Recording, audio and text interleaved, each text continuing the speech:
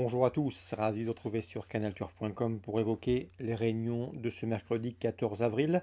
Mercredi 14 avril, avec une nouvelle étape du Grand National du Trot, elle aura pour cadre l'hippodrome de Lyon-la-Soie dans le centre-est. Nous évoquons cette rencontre avec quelques courses également ciblées sur l'hippodrome lyonnais. Ensuite, j'aurai des informations a priori intéressantes recueillies auprès de différents entraîneurs sur la réunion 3 de Lyon-la-Soie et nous terminerons par un coup de cœur en réunion 4 à Saint-Cloud. On commence par le quintet, troisième étape du GNT comme je vous le disais. Dans cette course, j'aime beaucoup le 15 Elvis du Vallon. C'est un cheval qui n'a pas gagné depuis pas mal de temps, depuis le 17 novembre 2019 pour être précis, date d'une victoire obtenue dans un groupe 3. Et pourtant, le cheval a de la qualité, il reste d'ailleurs sur plusieurs bonnes places, et ce, dans des lots bien composés. Je pense ici qu'il est capable de mettre tout le monde d'accord, lui qui n'a jamais terminé plus loin que 6e lors de ses 12 derniers parcours. On lui posera dans cette épreuve le numéro 8, c'est Favorite Fligny qui reste sur 2 places de 3e. La dernière en date obtenue récemment au corps droite derrière les bons Buck Malone et Coach Chancy. C'est vrai ici qu'elle restera ferrée contrairement à sa dernière sortie, mais sa chance est prépondérante. Le 9 compte des Titets, un cheval extrêmement régulier, confirme à ce niveau une victoire de place en 4 catégories. Eric Raffin aux commandes, sa chance également de premier ordre. Le 6, Deganawida, a terminé deuxième de l'étape du GNT disputée à Reims en début mars. C'était la première étape du circuit. Confirmation logiquement entendue, même si la régularité ne fait pas partie de ses principales qualités. Le numéro 7, Eden Basque, vient de prouver sa forme à Cagnes. Il tentera ici de confirmer. Il était entraîné dans le sud-est. Il effectue un déplacement ambitieux. Le 3 dans cette compétition, c'est Drop des Duriers, pardon. Un cheval qui vient de s'imposer sur cette piste de Lyon-la-Soie. Il sera drivé par Serge Pelletier qui connaît la piste sur le bout des doigts. Dès lors, ce numéro 3 mérite également crédit, tout comme le 10, Diva du Granit, qui reste certes sur un échec dans un quintet à Lisieux, mais ce jour-là, elle était ferrée. Cette fois-ci, elle sera pieds nus. Mieux vaut donc la reprendre. Le numéro 16, Bilouka du Boscaï, aura contre elle de rendre la distance, et non des moindres, puisqu'elle devra composer avec un rendement de distance de 50 mètres, mais elle est toujours un gambe malgré le poids des années. Elle vient d'ailleurs de prendre la deuxième place du prix du Bois de Vincennes, un groupe 3 disputé à Vincennes fin mars, où elle n'a trouvé que le bon Cébello Romain pour la devancer ce jour-là. Donc malgré son rendement de distance, une 4e, 5e place peut lui revenir. On résume tout ça en chiffres pour ce quintet GNT mercredi 14 avril. 15, 8, 9, 6, 7, 3, 10 et 16. En cas de non partant, je citerai le numéro 13, ce retour d'Oscar régulier et en forme. Suite du programme, la deuxième, attention au 203, Feria du Jouan, elle a vraiment tout pour elle. Elle est en forme, elle est confirmée en amateur, elle a d'ailleurs gagné en pareille société début mars sur les programmes de Rouen-Blanchi. C'est une lauréate en puissance. Dans la troisième, j'aime beaucoup le 307 Indro Park, un cheval qui s'est fait remarquer à diverses reprises par ses fins de course. C'est un cheval de qualité, un cheval encore un peu bouillant, un peu tendu, mais lorsqu'il est bien décontracté, il sait finir très vite. Et à mon avis, s'il a le bon parcours, il doit pouvoir s'imposer. Je lui poserai le 303 Ilsterman, son entraîneur Jonathan Quoc, qui est malheureusement sur la touche actuellement puisqu'il s'est blessé avec un poulain récemment et il est indisponible pour plusieurs semaines. Eh bien, l'aime beaucoup. C'est un poulain qui lui a fait plaisir en début de carrière, premier et deuxième. La dernière fois, à la soie, le cheval aurait lutté pour les premières places sans sa faute à mi-ligne droite finale. C'est un poulain de qualité, un poulain doué. A priori, il n'est pas fautif. On lui pardonnera dès lors son dernier faux pas et son impair.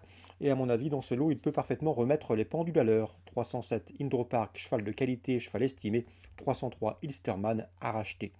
Dans la 8e, j'aime beaucoup le 9 Femto de Vauvert. Rémi Bourlon nous a toujours dit le plus grand bien. C'est un cheval de qualité, pas toujours vénard. Dernièrement, eh bien, il aurait pris la première ou la deuxième place sans sa faute.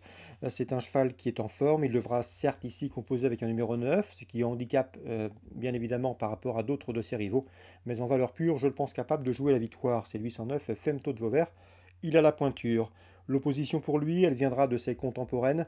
Ferriat Island, le 1, et le 3 également, Flore Méritée, l'une et l'autre en mesure de se racheter dans ce lot à leur portée.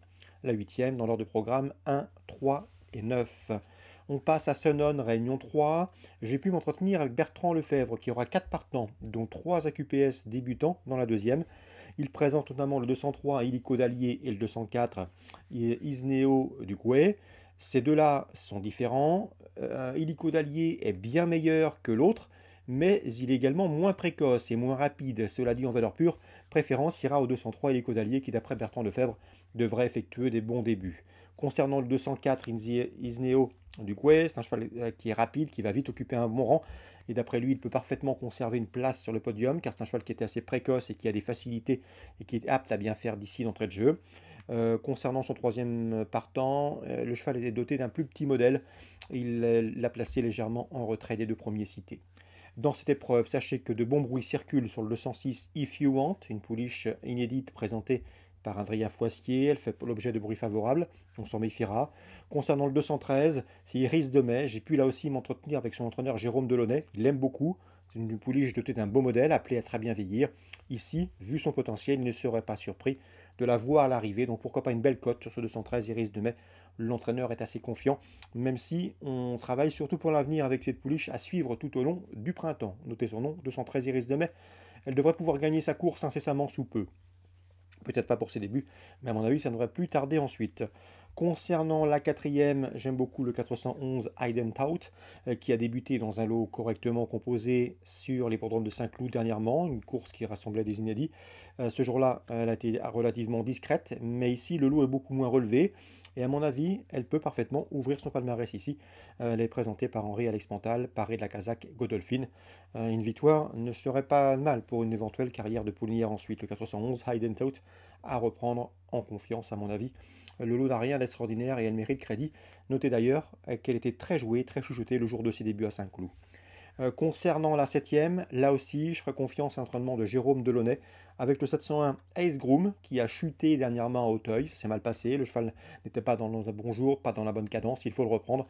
Tout est rentré dans l'ordre. C'est vrai également qu'il revient du steeple et qu'il est dirigé sur les haies, mais cela n'inquiète pas son entraîneur. Le lot s'est relativement creusé, c'est un lot assez ordinaire, pas des plus relevés. En tout cas, une course qui semble dans ses cordes. Il faut donc à mon avis reprendre le 701 Ace Groom qui affronte a priori un lot à sa portée. Un cheval qui peut être monté de l'avant, c'est un avantage sur cette piste. Donc pour Senon, Réunion 3, vous l'aurez ciblé. On aura ciblé le 203, 204, 206, 213 pour d'éventuels couplets. Le 411 à reprendre et le 701 Ice Groom également à reprendre qui reste sur une chute. Concernant la Réunion 4 à Saint-Cloud, un coup de cœur, il s'agira du 104 Urban Rock qui est présenté par Roberto Carlos Montenegro. J'ai eu l'occasion de m'entretenir avec lui. C'est un cheval qui est assez maniéré, assez caractériel, mais il n'est pas dénué de moyens. C'est vrai ici, c'est une course à réclamer.